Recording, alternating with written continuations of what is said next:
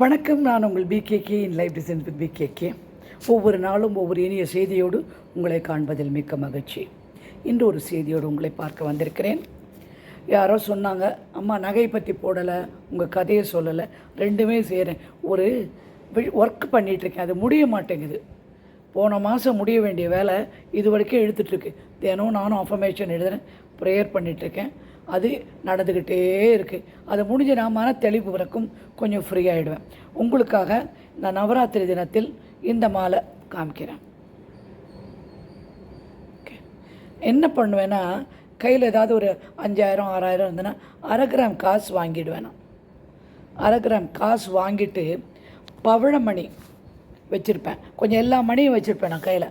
பவழம், முத்து, அந்த மாதிரி மணியெல்லாம் கொஞ்சம் கையில் சேர்த்து வச்சுருப்பேன். மணி கொக்கர் தான் என்னுடைய ஹாபின்னு சொன்னேன்ல. அப்போ என்ன பண்ணேன்னா, அந்த பவழத்தை வச்சு கோத்து நானே பண்ணது இந்த மாலை பண்ணி அதை யூஸ் பண்ணிகிட்ருக்கேன். சரி, இன்றைக்கி போட்டு காமிச்சுடுவோம் அப்படின்னு சொல்லிட்டு. நல்லா இருக்கா? பெரிய நீளப்பவழம். அது 1/2 கிராம் காசு. இது 1 கிராம் கூட கிடையாது, 1/2 கிராம் காசு. 1/2 கிராம் காசு 2500 ஆகிடுதே. இப்போ 2500 ஒரு காசு. அதை வாங்கி இந்த மாலையாக கோத்து போட்டிருக்கேன். இதுதான் இன்றைய நகை செய்தி. நம் வாழ்க்கையில் மாற்றம் வந்து கொண்டே இருக்கிறது. இந்த நிமிஷம் போல் அடுத்த நிமிஷம் கிடையாது. ஏதாவது ஒரு விஷயம் நல்லது நடந்துக்கிட்டே இருக்குது. அப்படி தான் நான் நினைப்பேன். கெடுதல் நடந்ததாக நான் ஒருபோதும் சொன்னது கிடையாது. நான் எப்பவும் எப்படி உட்காருது, ஏன்னா பின்னாடி ஒரு பிள்ளையாக இருக்குது பாருங்கள், அது உங்களுக்கு தெரியணுன்றதுக்காக திரும்பி நேராக கரெக்ட் பண்ணி அட்ஜஸ்ட் பண்ணி உட்காந்துப்பேன். ஸோ வாழ்க்கையில் மாற்றம் நடந்து கொண்டே இருக்கிறது. புரிஞ்சுதா? அந்த மாற்றம் என்ன அப்படின்னா, இந்த மாற்றம் நல்லுணர்வை கொடுக்கின்றதாக இருந்தால் மிக மிக நன்று. நல்லுணர்வோடு இந்த மாற்றத்தை நாம் எதிர்கொள்ளும்.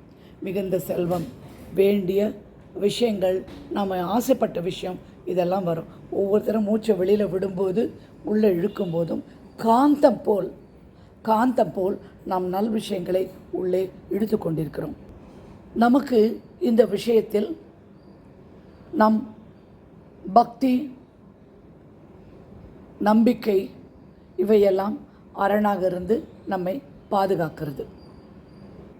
போன தடவை சக்ரா பற்றி சொல்லி கண்டினியூ பண்ணோன்னு பார்த்தேன். ஆனால் சக்ராவை நான் படிக்கிறதுக்கு கொஞ்சம் டீப்பாக படித்து நான் அனுபவித்து தெரிஞ்சுக்கிட்டு உங்களுக்கு சொல்லணுன்றதுக்காக அதை அப்படியே நிறுத்தி வச்சுருக்கேன். நான் படிச்சுட்டு நான் உணர்ந்துட்டு உங்களுக்கு நான் அதை பற்றி பேசுகிறேன். புரிஞ்சுதா? நாம் காலத்தின் அடிமை. எப்போதும் நமக்கு தேவையான விஷயம் இவ்வளோ சீக்கிரம் நடந்துடணும், உடனே முடியணும், இப்படி செய்யணும் அப்படின்னு சொல்லிட்டு யோசனை பண்ணிகிட்டே ஒரு பொருளை எய்ம் பண்ணியிருப்போம். ஆனால் என்ன விஷயம் இதில் அப்படின்னா, காலம் நம்மளை கட்டுப்படுத்தக்கூடாது. தேவை உண்டு. இந்த தேதிக்குள்ளே இந்த காசு வந்தால் தான் இதை கட்ட முடியும், இந்த இஎம்ஐ பே பண்ண முடியும், இந்த கடனுக்கு கொடுக்க முடியும், இந்த பொருளை வாங்க முடியும், இந்த கல்யாணத்தை நடத்த முடியும், இந்த வீடை கட்ட முடியும், பல விஷயங்கள் இந்த மாதிரி இருக்குது. அப்படி இருக்கும்போது இருந்தாலும் நாம் வேறு மாதிரி நம்மளுடைய எண்ணங்கள், ஆசைகளை கொண்டு செலுத்த வேண்டும். ஒருத்தர் 10 நாள் அஃபர்மேஷன் எழுதிட்டு இது நடக்கவே இல்லைம்மா அப்படிங்கிறாங்க. எனக்கு ரொம்ப ஆச்சரியமாக இருக்குது. நீ அஃபர்மேஷன் முதல்ல சரியாக பண்ணியிருக்கணும், சரியாக சொல்லியிருக்கணும், சரியாக எழுதியிருக்கணும், சரியாக நினச்சிருக்கணும். அதுக்கேற்ற மாதிரி நெகட்டிவாக எதுவுமே இல்லாமல் நீ நடந்துக்கிட்டே வரணும். அது ஆட்டோமேட்டிக்காக வந்துடும். இது அரச வருஷம் சுற்றிட்டு அடி வைத்த தொட்டு பார்த்தா குழந்தை பிறக்கிறது இல்லை. குழந்தை பிறக்கிறதுக்கு 9 மாதம் 2 வாரம் வேணும். அதுதான். புரிஞ்சுதா? எனவே நாம் ஒவ்வொரு தரமும் அஃபர்மேஷன் எழுதும்போதும், மெடிடேஷன் பண்ணும்போதும், வேண்டுவதை பிரபஞ்சத்தை கேட்கும்போதும், இப்போது நடந்து விட்டது பிரபஞ்சத்துக்கு மிக்க நன்றி அப்படி சொல்கிறோம். ஆனால் அதை எண்ணமும் செயலும் அது ஒரே மாதிரி இருக்கணும். இப்படி செஞ்சு பாருங்கள். கண்ணை மூடிட்டு மூச்சு நல்லா உள்ளே இழுங்க. இழுதுட்டு அப்படியே கண்ணை மூடி உங்களுக்கு என்ன வேணுமோ அதை அப்படியே காட்சிப்படுத்துங்கள். என்ன வேணும்? கல்யாணம் நடக்கணுமா? வீடு கல்யாண கலை கட்டினதா? அதுக்குள்ள விஷயங்கள்லாம் நினச்சிக்கோங்க. வீடு கட்டினமா? வீடு கட்டி முடிச்சு அங்கே போனதா? கடன் அடையணுமா? கடன்லாம் அடைஞ்சு நிம்மதியாக உட்காந்து வெளியில் எங்கேயோ போய் ஜாலியாக சுற்றுற மாதிரி அப்படி வச்சுக்கோங்க. அந்த காட்சிப்படுத்துதல் இதில் தான் முக்கால்வாசி உங்களுடைய எண்ணம் நிறைவேறுதல் சேர்ந்திருக்கு. அதோடு இணைந்த ஒன்று தான் காட்சிப்படுத்தி மெதுவாக கண்ணை திறந்து பிரபஞ்சத்துக்கு நன்றி, எல்லாம் பெற்றுவிட்டேன், என் ஆசைகள் நிறைவேறிவிட்டது, என்ன ஆசையோ அதை சொல்லி நிறைவேறிவிட்டது அப்படின்னு சொல்லுங்கள். என் வாழ்வில் அதி அற்புதமான அதிசயங்களை வரவேற்கின்றேன் அப்படின்னு சொல்லிட்டவங்க வாழ்க வளமுடன் காலை வைக்கும்போது சொன்னேன். அதி அற்புதமான அதிசயங்கள் நடக்கிறது, அதி அற்புதமான அதிசயங்கள் நடக்கிறது அப்படி ஒரு மாதிரி ஜபம் மாதிரி சொல்லிட்டே வாங்களேன். அதி அற்புதமான அதிசயங்கள் உங்கள் வாழ்க்கையில் கண்டிப்பாக நடந்துவிடும். இந்த கண்ணாடி டெக்னிக்கை யூஸ் பண்ணி ரொம்ப கஷ்டப்படுறவங்க காலையில் எழுந்த உடனே நான் ஒரு சின்ன கைப்பிடி வச்ச கண்ணாடி வச்சுருக்கேன். அதை பார்த்து என்ன சொல்லணுன்னா, இந்த பொழுது மிக இனிமையாக விடிந்தது, நான் ஆசைப்படும் அத்தனை விஷயம் என்னை வந்து அடைந்து விட்டது, பிரபஞ்சத்துக்கு நன்றி, என்னை சுற்றியுள்ள என் அன்னை தந்தை என் சகோதரி என் நண்பன் எல்லார் பேரையும் சொல்லி அவர்கள் அனைவருக்கும் நன்றி, என் மகிழ்ச்சிக்கு அவர்கள் காரணம், அவர்கள் அனைவருக்கும் நன்றி அப்படின்னு சொல்லுங்கள். அதை முடிச்சுட்டு பஞ்சபூதங்களை மறக்கவே மறக்காதீங்க. ரொம்ப கஷ்டப்படுறவங்க இது 2 விஷயத்தையும் செஞ்சு பாருங்கள், உடனே எஃபெக்ட் இருக்கும். நீர், நிலம், நெருப்பு, காற்று, வானம் ஆகிய பஞ்சபூதம் என் நாளை நல்லபடியாக கொண்டு செல்கிறது. என் விருப்பம் மனத்தையும் அதன் ஆக்ஞை அதனுடைய உத்தரவின்படி நடந்து கொண்டிருக்கிறது என் வாழ்க்கையில். பிரபஞ்சத்துக்கு நன்றி, என் வாழ்க்கையில் இப்போது பிரபஞ்சத்துக்கு நன்றி அப்படின்னு சொல்லுங்கள். நம்ம விருப்பப்படுறது நடக்காதுக்கு இன்னொரு காரணம் என்னென்னா லிமிட்டேஷன். இந்த மைண்ட் செட் இருக்கல மனசுக்குள்ளே, இதுதான் என்னால் முடியும், இது என்னால் முடியாது, இப்படி தான் பண்ணுவேன், அவ்வளோதான் முடியும் அப்படி. இது வரதுக்கு காரணம் என்னென்னா, நீங்கள் குழந்தையாக வளர்ந்த போது உங்களை அப்படி சொல்லியிருப்பாங்க, இது செய்யாத, அதை பண்ணாத, இது நடக்காது, அது ஆமாம், இது இல்லை அப்படின்னு சுற்றி பாட்டி, தாத்தா, அம்மா, அப்பா, மூத்த சகோதரன் ஒத்துன்னு ஒருத்தர் இருக்கார் நமக்கு. நாம் நண்பர் ஒருத்தர், அவர் எப்போவுமே குழந்தைகளை பார்த்து சொல்லுவார், எது செஞ்சாலும் ஒத்து தெலுங்கார் அவர், வேண்டாம் சொல்லுவார். நான் அப்படியே ஒத்து சொல்லாதீங்க சார், குழந்தை ஒத்துன்னு எதையுமே செய்யாமல் இருந்துடும், அதுதான் முக்கியமான விஷயம். எதுவும் வேண்டாம் சொல்லும்போது யோசனை பண்ண, ஓகே நீங்கள் கத்தி எடுத்து கையில் குத்திக்கிறேன்னா அது ஒத்துக்கலாம், அது குத்தக்கூடாது, செய்யாத. ஆனால் நீங்கள் விளையாட போகிறேன், வேறொரு விஷயம் செய்கிற அப்படின்னா அதை தடுக்கக்கூடாது. அதனால் வரதை தடுக்கும்போது அதனால் வர அந்த லிமிட்டை, என்னால் இதுதான் முடியும்ப்பா, என்னால் செய்யவே முடியாது அப்படின்னு அதை நீங்கள் தகர்த்து வர வேண்டும். தகர்த்து வரதுக்கு என்ன செய்யணும்? எப்போவுமே சவாலை சமாளிப்பேன், என்னால் முடியும் நீங்கள் முதல்ல நம்பணும். சாய்பாபா சொல்லியிருக்க நினைவிருக்கா, நம்பிக்கையும் பொறுமையும் அதே முக்கியம் வாழ்க்கையில் பெறுவதற்கு.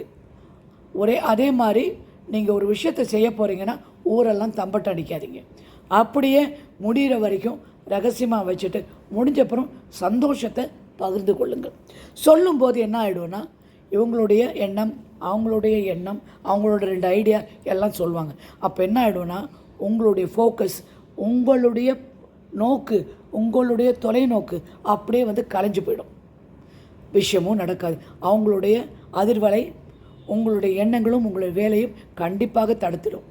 அதனால் உங்களால் அது செய்ய முடியாமல் போயிடும். அதனால் வெளியில் சொல்லக்கூடாது. நீங்கள் உங்களுடைய இலக்கை அடைய வேண்டும் என்றால் தைரியம் வேண்டும், பொறுமை வேண்டும், நம்பிக்கை வேண்டும். உங்களால் முடியாவிட்டால் யாராலையும் முடியாது. 75 வயசுக்கு நான் இந்த சேனல் ஆரம்பித்தேன். எப்படி ஆரம்பித்தேன்? எல்லோரும் சொன்னேன், இப்படி பண்ணுறேன், உன்னால் எப்படி முடியும்னா, இதுக்குன்னு ஒரு நேரம் ஒதுக்கினேன். எதுக்குமே வயசு, நேரம், காலம் எதுவும் கிடையாது. நல்ல விஷயம் செய்யறதுக்கு நேரம் காலமே கிடையாது. இந்த சேனல் ரொம்ப சக்ஸஸ்ஃபுல்லாக போயிட்டுருக்கு. நிறைய வியூவர்ஷிப்பு, நிறைய சப்ஸ்கிரிப்ஷன், இதுலேருந்து ஒரு இன்கமும் வருது. எனக்கு மாதம் ஒரு இன்கம் வருது. அந்த இன்கம் நான் சேரிட்டிக்கு கொடுத்துட்றேன் முடியும். புரிஞ்சுதுங்களா? அந்த மாதிரி என்னால் முடியும்னா உங்களால் கண்டிப்பாக முடியும். என்னால் இந்த விஷயம் செய்ய முடியும்னு நான் முடியாதுன்னு நான் நினச்சதே கிடையாது. நான் சொல்லுவேன், உன்னால் முடியலையா, அங்கே போனோமா, அந்த ஆஃபீஸர்கிட்ட நான் பேசுகிறேன், நான் நேராக போய் அந்த ஆஃபீஸர்கிட்ட பேசிட்டு வருவேன். பேசிட்டு வந்த உடனே அந்த விஷயங்கள் நடந்து முடியும். நான் சொல்கிற விதம், நான் என்னுடைய கேஸை கொடுக்கறது, நான் எப்போவுமே எல்லா இடத்துலையும் போய் நான் பெரிய ஆள், நான் அப்படி இப்படின்னு காமிச்சிக்க மாட்டேன். போன தடவை சொன்னேன் பாருங்கள், எங்கே போனாலும் நீ வந்து மற்றவங்க என்னை திரும்பி பார்க்கணும்னு நினைக்காத, நீ பெரிய ஆளுன்னு மற்றவங்க நினைக்கணும்னு நினைக்காது. ஆட்டோமேட்டிக்காக நீ பெரிய ஆளாக இருந்தால் அது ஆட்டோமேட்டிக்காக அவங்களுக்கு பார்க்குறவங்களுக்கு தெரிஞ்சு போயிடும். தைரியமாக செய்யுங்க, பொறுமையோடு செய்யுங்க, நம்பிக்கையோடு செய்யுங்க. வேண்டுங்கள், நடக்கும். இப்போ 2-3 இன்சிடெண்ட் நேற்று சொன்னாங்க. ஒரு அம்மா சொன்னாங்க, என் பொண்ணு வேறு ஜாதியில் கல்யாணம் பண்ணிவிட்டு வீட்டில் எங்கள் வீட்டுக்கார் சேர்க்கவே இல்லை, மனம் ரொம்ப வருத்தமாக இருக்குது. ஒரு 25-30 நாள் தான் இருக்கும். நான் சொன்னேன், இந்த மாதிரி எழுதுங்கம்மா அப்படின்னு. அவங்க எழுதி முடித்து நேற்று அவங்க மெசேஜ் அனுப்புகிறாங்க. கமெண்ட்டில் பாருங்கள், என் பொண்ணை எங்கள் வீட்டுக்காரே திரும்பி கூப்பிட்டுட்டார், உங்களுக்கும் பிரபஞ்சத்துக்கும் நன்றி. நான் இங்கே ஒன்றுமே இல்லை, நான் ஒரு கருவி மாத்திரம். பிரபஞ்சம், அந்த அம்மா என்னை நம்பினாங்க, அதை எழுதினாங்க. அந்த முழு மூச்சோட அந்த ஆவல் இருக்குது பாருங்கள், அந்த ஆவல் வந்து ரொம்ப ஸ்ட்ராங்கானது. அந்த எமோஷன், இந்த ஆசையோட எமோஷன் ரொம்ப ஸ்ட்ராங்காகி அது பிரபஞ்சத்துக்கு கன்வே ஆகி அதனுடைய சேமிப்பு பிழையிலேருந்து அந்த அம்மாவுக்கு கிடைத்து விட்டது. அவர்கள் வாழ்க வளமுடன், பிரபஞ்சத்துக்கு நன்றி. அதே மாதிரி இன்னொரு குழந்தை என்ன அப்படின்னா, ஒரு பேரண்ட்டு சொன்னாங்க, இவன் படிக்க மாட்டேங்க, 9ஆம் கிளாஸ் என்ன தெரியல, படிக்க மாட்டேங்கிறான், மரியாதை குறைவாக நடந்துக்கிறான், இப்படி அப்படின்னு. நான் சொன்னேன், ஒன்றுமே இல்லாமல் இதை எழுதுங்க அப்படின்னு சொன்னேன். அவர் உடனே அந்த குழந்தையோட தந்தை அதை எழுத ஆரம்பித்தார். இவன் வந்து 9 சப்ஜெக்டில் பாஸ் ஆகியிருக்கான், இன்னும் 2 சப்ஜெக்ட் தான் பாக்கி அதை முடிக்கிறதுக்கு. அதாச்சா, அது மாத்திரம் இல்லாமல் அவன் குணம் கொஞ்சம் மாறி கொஞ்சம் மரியாதையாக நடந்துக்கிறான் அப்படின்னு சொல்லி அவங்க வீட்டில் நேற்று ஃபோன் பண்ணி அவங்களுடைய சகோதரி எனக்கு தெரிவித்தாங்க. இந்த மாதிரி நான் சொன்னேன், உங்களை காண்டாக்ட் பண்ணி நீங்கள் சொல்லியிருக்கீங்க, இது நடந்தது. இது எப்படி நடக்குது? அவங்களுடைய அசாத்திய நம்பிக்கை. அவர் என்ன பண்ணிட்டுருக்காரு, ஒரு நாள் மிஸ் பண்ணிட்டார் எழுதுறதுக்கு, ஊருக்கு போயிட்டு மறுநாள் வந்து உட்காந்து அந்த மிஸ் பண்ண நாளையும் சேர்த்து எழுதினார். அதுதான் அசைக்க முடியாத நம்பிக்கை, பொறுமை, அந்த நிச்சயம் நடக்கும் என்று அவர்கள் எண்ணுவது, தைரியம். கண்டிப்பாக இது நடக்கும் எனக்கு அப்படின்ற தைரியம் இதனால் அவருக்கு நடந்து விட்டது. அப்படி தான் ஒவ்வொருத்தருக்கும் ஒவ்வொரு விஷயம். ஒரு சகோதரி, நான் 50 ரூபாய் 50,000 ரூபா கேட்டேன், எனக்கு கிடச்சிச்சுன்னாங்க. அவங்க நம்பினாங்க. அவங்களுக்கு ஏன்னா உங்கள் ஆசை வந்து கொழுந்து விட்டு எறியணும், மற்றவங்களை அந்த கொழுந்து அழிக்கக்கூடாது. உங்களுக்காக அது அழகான முறையில் எரிந்து அதில் உண்டாக்குற அந்த சூடு, அந்த உணர்ச்சி, அந்த விஷயங்கள் எல்லாம் உங்களுடைய எண்ணங்கள் மூலமாக அங்கே செல்ல வேண்டும். எங்கே செல்ல வேண்டும்? ஆழ்மனதுக்கு சென்று அதிர்வலையாக பிரபஞ்சத்தை அடைய வேண்டும். ஒவ்வொரு தரமும் சொல்கிறேன், ஒவ்வொரு தரமும் நான் பேசும்போதும் அத்தனை தரம் உங்களுக்கு இந்த விஷயத்தை சொல்லிட்டேன். மனதிலிருந்து ஆழ்மனத்துக்கு சென்று ஆழ்மனத்திலிருந்து அதிர்வலையாக பிரபஞ்சத்துக்கு சென்று அடைகிறது. அது அடையும். அது அவர்கள் வாழ்க்கையில் அந்த ஆசை அவர்களுக்கு நிறைவேறிவிட்டது. ஒரு விஷயம் வேணும் அப்படின்னா விடாமுயற்சியில் இருக்கணும். 2வது அதில் ஃபோக்கஸ்டாக இருக்கணும்.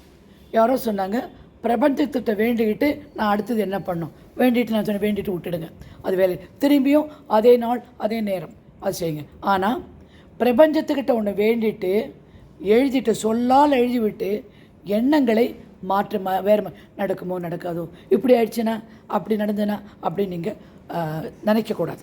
புரிஞ்சுதான்? அதனால் எண்ணத்துக்கும் சொல்லுக்கும், எழுதுகின்ற சொல்லுக்கும் ஒரு கனெக்டிவிட்டி எப்பவும் இருந்துகிட்டே இருக்கும். மாற்றி எண்ணாமல் இருந்தீங்கன்னா நீங்கள் அதுக்கேற்ற மாதிரி நல்ல விஷயங்கள் செய்து கெட்ட வார்த்தைகள் கேட்காமல், கெட்ட வார்த்தை பேசாமல், அடுத்தவருக்கு கெடுதல் நினைக்காமல், கோபப்படாமல், பொறாமை இல்லாமல் இருந்தால் ஆட்டோமேட்டிக்காக இது உங்களை வந்து அடையும். நீங்கள் கேட்ட அனைத்தும் உங்களிடம் வந்து அடையும். விடாமுயற்சி விஸ்வரூப வெற்றி. விடாமுயற்சி என்ன? விஸ்வரூப வெற்றி வரும். நீங்கள் எல்லாரும் முயற்சி பண்ணால் கண்டிப்பாக இது நடந்தே தீரும். இன்னொரு விஷயம் என்ன பண்ணிட்டீங்கன்னா, என் மகள் வந்துட்டாலும் அப்படியே விட்டுடுறீங்க. இந்த காரியம் ஒவ்வொரு காரியம் நடந்து முடியும் போது நன்றி நன்றி நன்றின்னு சொல்லணும். இன்னொரு விதமான நன்றி என்னென்னா, ஒரு 10 ஏழைக்கு சாப்பாடு போடுங்க. ஏதோ ஒரு படிக்கிற குழந்தைக்கு ஒரு 500 ரூபாய்க்கு புஸ்தகம் வாங்கி கொடுங்க. இல்லை அநாத ஆசிரமத்துக்கு போய் சின்ன குழந்தைங்களுக்கு நல்ல சாப்பாடு போடுங்க. ஒரு 10 குழந்தைக்கு சாப்பாடு போடுங்க, 20 குழந்தைக்கு சாப்பாடு போடுங்க. நன்றி உணர்வு. பிரபஞ்சம் உங்கள்கிட்ட என்ன வேணும்? அதுக்கிட்ட இல்லாத விஷயமா? நீங்கள் அதோட படைப்பில், அந்த படைப்புக்கு நீங்கள் நன்றி உடையவர்களாக, அன்புடையவர்களாக, கருணை காட்டுவர்களாக நீங்கள் இருக்கணும் அப்படின்னு விரும்பும். நன்றி கண்டிப்பாக. யாருக்கெல்லாம் நீங்கள் வேண்டி பிரபஞ்சத்தை வேண்டி நடந்ததோ அவங்க இந்த விஷயத்தை செய்யணும். படிப்புக்கு யாருக்காக பணம் கொடுங்க, சாப்பாடு போடுங்க. சின்ன குழந்தைகள் இருந்தால் அந்த சின்ன குழந்தைகளுக்கு ருசியான உணவை கொண்டு போய் கொடுங்க. இது ரொம்ப முக்கியம். தெருவில் பார்க்கும் ஆட்களுக்கு துணி இருந்தால், கிழிஞ்ச துணி போட்டிருந்தா 2 நல்ல துணி வாங்கி அவங்க கையில் கொடு. இப்போல்லாம் ரொம்ப சீப்பாக 250 ரூபாய்க்கு 150 ரூபாய்க்கு ஷர்ட்டு கிடைக்குது, 150 ரூபாய்க்கு வேட்டி கிடைக்குது. 2 பேருக்கு வாங்கி கொடுங்களேன். இதுதான் நீங்கள் கடவுளுக்கு, பிரபஞ்சத்திற்கு செய்யும் நன்றி அறிதல். நன்றி செய்கிறது, நன்றி கூறுறது இந்த விதமாக தான் இருக்கணும். மறந்துடாதீங்க. விஷயம் நிறைவேற்றி நீங்கள் சந்தோஷமாக இருந்தால் போகாது. உங்களை சுற்றி இருக்கிற நாய், பூனை, பறவை, செடி, மரம், கொடி எல்லாத்துக்கிட்டையும் நீங்கள் அன்பாக இருக்க பாருங்கள். தண்ணி ஊற்றுங்க, காக்கைக்கு சாதம் வைங்க. இந்த பித்ருக்கர்மா பற்றி ஒருத்தர் பேசியிருந்தாங்க நேற்று. சொன்னாங்க எங்களுக்கு பித்ரு தோஷம் நிறைய இருக்குதுன்னு. நான் உங்கள்கிட்ட சொன்னேன், முடியுமானா நேற்று மாலை பட்சம் இதில் பண்ணால் ரொம்ப பலன் ஜாஸ்தின்னு. என்னால் எங்கள் வீட்டுக்காரெல்லாம் பண்ண முடியாதுன்னு அந்த அம்மா ஒரு 10 டப்பா சாதம் வாங்கி கொடுக்குறேன். எப்போவுமே ஒன்று வீட்டில் சமைச்சு பேக் பண்ணி கொண்டு போய் சாதத்தை கொடுங்க. இந்த அமாவாசை சாதம் கொடுத்துட்டே வந்தால் அந்த பித்ரு கர்மா, அந்த மூதாதையர்களுடைய சாபம். ஏன்னா நிறைய பேர் அந்த கர்மாவை பண்ணுறதில்ல, அந்த திவசம்லாம் அவங்க பண்ண மறந்துடுறாங்க. அதனால் நீங்கள் என்ன பண்ணணும், அதை சாப்பாடை ஜனங்களுக்கு கொடுத்தா அவங்கள நினச்சி, உங்கள் வீட்டில் இறந்து போகிறவங்கள நினச்சி அதை செய்யுங்க. அந்த ஆன்மா திருப்தி அடையும். காக்கைக்கு நல்ல நெய்யும் பருப்பும் சேர்ந்த கொஞ்சோண்டு எள்ளு போட்ட ஒரு பிடி சாதம் கொண்டு போய் வைங்க. காக்கை சாப்பிடும், அதுவும் நல்லது பித்ரு கர்மாவிற்கு. நிறைய நல்ல இன்சிடெண்ட் நடந்தது. எங்கிட்ட சொல்லிட்டு இருந்தாங்க, ஒருத்தர் மீது அவர் மனைவியோட வீட்டில் வெறுமனையும் ஒரு போலீஸ் புகார் கொடுத்துருந்தாங்க. அவர் சொல்லியிருந்தார். அவரையும் அஃபர்மேஷன் எழுத சொன்னேன். அவர் எழுதினார். என்ன ஆச்சுன்னா, அவங்க போலீஸ் கம்ப்ளைண்ட்டை உடனே வாபஸ் வாங்கிட்டாங்க. இப்போ நான் அவருக்காக ப்ரே பண்ணிட்டுருக்கேன். அவரும் அவர் மனைவியும் குழந்தையும் சேர்ந்து வாழ வேண்டும். நீங்களும் அவருக்காக ப்ரே பண்ணுங்கள். இன்னொரு குழந்தை அமெரிக்காவில் இருக்குது. ஒரு சொல்ல முடியாத ஒரு நோய். அந்த குழந்தை க்யூர் ஆகுமா இல்லைன்னாங்க. அதுவும் ப்ரேயர் பண்ணிகிட்டே இருக்கேன். அந்த குழந்தைக்காக நான் பேர் சொல்ல முடியாது அவங்களோட அனுமதி இல்லாமல். அந்த குழந்தைக்காக நீங்கள் தயவு செய்து முடிஞ்சால் ஒரே ஒரு செகண்ட், அந்த குழந்தை அமெரிக்காவில் இருக்கிற அந்த குழந்தை உடல் நலம் நன்றாக வேண்டும் அப்படின்னு வேண்டிட்டாலே போகிறோம். பிரபஞ்சத்துக்கு தெரியும் எந்த குழந்தையை பற்றி நீங்கள் பேசுகிறீங்க. புரிஞ்சுதா? வேண்டிக்கங்க. எல்லாருக்கும் நல்லது நடக்கணும். என்னை சுற்றி இருக்கிறவங்களுக்கு நல்லது நடக்கணும். இந்த குடும்பம் ஒன்றா சேரணும். அன்பு வேணும். கல்யாணம் நல்லபடியாக நடக்கணும். ஒவ்வொரு விஷயத்துக்கும் நீங்கள் மற்றவங்களுக்காக வேண்டும்போது அந்த புண்ணியம் உங்களுக்கு தானாக சேரும். எனக்கு முக்கியமாக இந்த 2 பேருக்காக நீங்கள் வேணும்னு நான் கேட்டுக்கொள்கிறேன். ஒன்று இந்த கணவன் மனைவி குழந்தை, கை குழந்தை ஒன்றாக சேர வேண்டும். இன்னொன்று இந்த 9 வயசு பெண் குழந்தை ஒரு விதமான புற்றுநோய் போல தான் அது கஷ்டப்படுது. அந்த குழந்தை சரியாக போகணும், நல்லபடியாக இருக்கணும். அப்பா அம்மாவுக்கு குழந்தையாது நீண்ட நாள் வாழணும்னு வேண்டிக்கோங்க. இன்னொரு மெத்தட் சொல்கிறேன் பாருங்கள். பிரச்சனையை எப்படி தீர்ப்பது? சரி, ஒரு பேப்பர் பேனா. இந்த பேப்பர் பேனா நம்ம வாழ்க்கையில் பண்ணுற மாயாஜாலம் வேறு எதுவுமே பண்ணுறது இல்லைங்க. ஒரு பேப்பர் பேனா எடுத்துக்கோங்க. ஒரு நோட்புக் எழுதி என்னெல்லாம் பிரச்சனை அப்படின்னு எழுதுங்க. நீங்கள் பிரச்சனையை எழுதி முடிக்கும் போதே உங்களுக்கு அதோட ரிசால்வ் பண்ண, அதை பிரச்சனையை முடிக்கக்கூடிய சொல்யூஷன் கிடச்சிரும். முடிவு தெரிஞ்சு போயிடும். இது இப்படி நீங்கள் எழுதும்போது ஒழுங்காக எழுதணும். உங்கள் பக்கம் நியாயமும் அவங்க பக்கம் தப்பு இல்லை. நீங்கள் என்ன பண்ணீங்க, அவங்க என்ன பண்ணாங்க, இந்த கடன் எப்படி வாங்கினீங்க, அதை எப்படி கொடுக்கணும்னு நினச்சி இந்த கடனை வாங்கினீங்க, எதனால் கொடுக்க முடியல அப்படின்னு சொல்லி நீங்கள் எழுதுனீங்கன்னு வச்சுக்கோங்க. ஆட்டோமேட்டிக்காக உங்களுக்கு அது கண்டிப்பாக முடிந்துவிடும். பிரச்சனை முடிந்துவிடும். பேனாவும் புக்கும் நம்ம எடுத்துக்கங்க. கிட்டத்தட்ட 4 மாதமாக உங்களுக்கு அஃபர்மேஷன் மேனிஃபெஸ்டேஷன் சொல்லி கொடுக்குறேன். எப்போவுமே என்ன சொல்கிறேன்னா, ஒரு தரம் எழுதுறது 100 தரம் சொல்கிறதுக்கு சமம். எழுதும்போது நம்ம எழுதுவோம்ல, இந்த மாதிரி அந்த எழுத்துக்கள்லாம் நாம் ஃபோக்கஸ் பண்ணி கான்சன்ட்ரேட் பண்ணி எழுதுவோம். ஆட்டோமேட்டிக்காக உணர்வும் அதன் பால் ஈர்க்கப்படும். சொல்லும்போது அப்படி இல்லை. சொல்லிகிட்டே இருப்போம், டக்குன்னு அடுப்பில் பால் வச்சுட்டோம், சொல்லிகிட்டே இருப்போம், ஆஃபீஸ் ஃபைல் எடுத்துகிட்டு போனோம், சொல்லிகிட்டே இருப்போம், வேறு ஏதோ பண்ணோம். இப்படி மாற்றி விஷயங்கள், எண்ணங்கள் ஓடிடும். அதனால் என்ன ஆகிடும்னா, உங்களுக்கு கான்சன்ட்ரேஷன், ஃபோக்கஸ் ரெண்டுமே இருக்காது. கவனமின்மை ஆகிடும். அதனால தான் உங்களை பேனாவும் பேப்பரும் உங்களுடைய வாழ்க்கையில் ஒரு அத்தியாவசியமான, உங்கள் எண்ணங்கள் நிறைவேற முக்கியமான பொருள் அப்படின்னு நீங்கள் வச்சுக்கோங்க. எழுதுங்க பிரச்சனையை. ரிசால்வ் பண்ணுங்கள். உடனடியாக அது ரிசால்வ் ஆகிடும். என்னோடு இந்த பிரார்த்தனை செய்யுங்கள். கண்ணை மூடிக்கோங்க. சொல்லுங்கள், என் வாழ்க்கை மிகுந்த வசந்தம் உள்ளதாக இருக்கிறது. நான் சந்தோஷமாக இருக்கிறேன். என்னிடம் நிறைய செல்வம் இருக்கிறது. எனது உற்றார், உறவினர், மனைவி, குழந்தை அனைவரும் சந்தோஷமாக இருக்கிறோம். நான் இப்போது பிரபஞ்சத்துக்கு நன்றி. அது சேர்த்துக்கணும். அடுத்தது, நான் விரும்பிய வேலை பெற்றுவிட்டேன். இப்போது பிரபஞ்சத்துக்கு நன்றி. என் பெற்றோர்கள் நானும் மிகவும் அன்பாக இருக்கிறோம். இப்போது பிரபஞ்சத்துக்கு நன்றி. என் மகன் திருமணம் இனிதே முடிந்தது. இப்போது பிரபஞ்சத்துக்கு நன்றி. என் மகளின் திருமணம் இப்போதே முடிஞ்சது. பிரபஞ்சத்துக்கு நன்றி.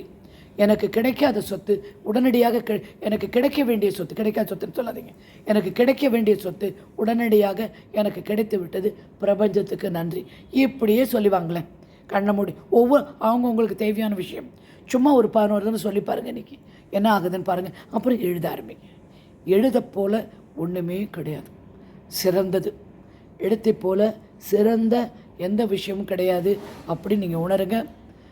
இனி ஒரு அழகான செய்தியோடு முதல் நாள் நவராத்திரி நமஸ்காரம் சொல்லிக்கொண்டு பெரியவர்களுக்கு நான் நாளை மீண்டும் சந்திக்கிறேன்.